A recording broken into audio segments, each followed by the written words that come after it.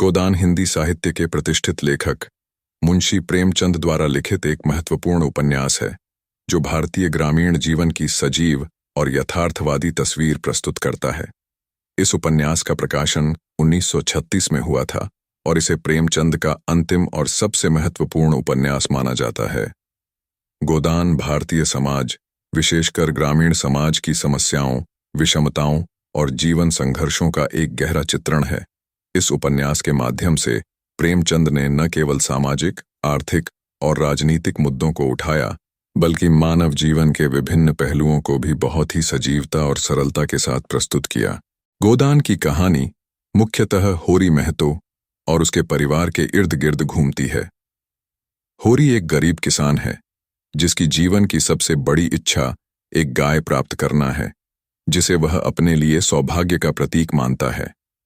लेकिन उसकी यह साधारण इच्छा ही उसके जीवन के सबसे बड़े दुहक का कारण बन जाती है। होरी अपने गांव के प्रतिष्ठित जमींदार राय साहब के अधीन रहता है। वह अपनी पत्नी धनिया, बेटे गोबर और बेटियों सोना और रूपा के साथ एक कठिन और अभावग्रस्त जीवन व्यतीत कर रहा है। गांव में गाय की प्रतिष्ठा बहुत है और होरी भी एक गाय खरीदने का सपना देखता है, लेकिन आर्थिक तंगी के कारण वह इसे पूरा नहीं कर पा रहा है। एक दिन उसी के गांव का एक व्यक्ति हीरा, जो उसका रिश्तेदार है, एक गाय को बेचने की पेशकश करता है। होरी किसी तरह पैसे जुटाकर गाय खरीद लेता है, लेकिन उसकी यह खुशी ज्यादा दिन नहीं टिकती। गांव में गाय की हत्या होने पर उसे दोषी ठहराया जाता है और उसे जुर्माना भरने के लिए मजबूर किया जाता है। उसकी आर्थिक स्थिति और खराब हो जाती है। इस बीच उसका बेटा गोबर शहर की ओर चला जाता है, जहां उसे अपने जीवन में नई चुनौतियों और अवसरों का सामना करना पड़ता है। गोबर अपने परिवार से अलग हो जाता है, जिससे होरी और धनिया की जिंदगी में और भी कठिनाइयां आ जाती हैं। गोबर शहर में जाकर झुनिया नाम की एक लड़की से प्रेम करने लगता है। झुनिया एक विधवा है और समाज द्वारा तिरस्कृत है। गोबर उसे अपने साथ गांव ले आता है, लेकिन परिवार और समाज द्वारा इसका विरोध होता है। फिर भी धीरे धीरे झुनिया को होरी और धनिया स्वीकार कर लेते हैं। उधर होरी की आर्थिक स्थिति लगातार बिगड़ती जाती है। वह कर्ज में डूबता जाता है, लेकिन अपनी जमीन और सम्मान को बचाने के लिए वह कड़ी मेहनत करता है।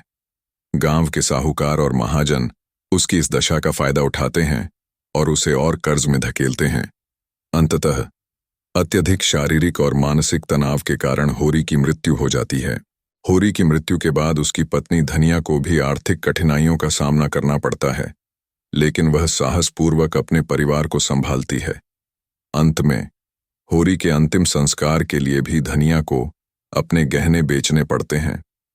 होरी की अंतिम इच्छा थी कि वह अपने गोदान के रूप में एक गाय दान कर सके, लेकिन उसकी यह इच्छा पूरी नहीं हो पाती।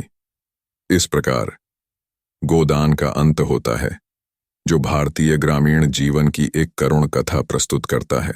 गोदान मुख्य रूप से भारतीय समाज में व्याप्त आर्थिक विषमता, सामाजिक अन्याय और वर्ग संघर्ष को उजागर करता है। ये उपन्यास किसानों की दयनीय स्थिति, उनके संघर्ष और पीड़ा को बहुत ही संवेदनशीलता के साथ प्रस्तुत करता है। होरी का चरित्र भारतीय किसान की उस स्थिति का प्रतिनिधित्व करता है जो अपनी मेहनत के बावजूद कर्ज, भूख और गरीबी से जूझता रहता है। प्रेमचंद ने इस उपन्यास के माध्यम से यह संदेश देने का प्रयास किया है कि भारतीय समाज में सुधार की बहुत आवश्यकता है। उन्होंने जाति, वर्ग और लिंग भेदभाव के खिलाफ आवाज उठाई है और यह दिखाने का प्रयास किया है कि असली भारतीयता गरीबों और किसानों के जीवन में निहित है। उन्होंने यह भी बताया है कि समाज में बदलाव लाने के लिए सामूहिक प्रयास और सामाजिक न्याय की आवश्यकता है। इसी प्रकार की अन्य प्रसिद्ध किताबों के बारे में जानने के लिए हमारे चैनल को सब्सक्राइब करें। धन्यवाद।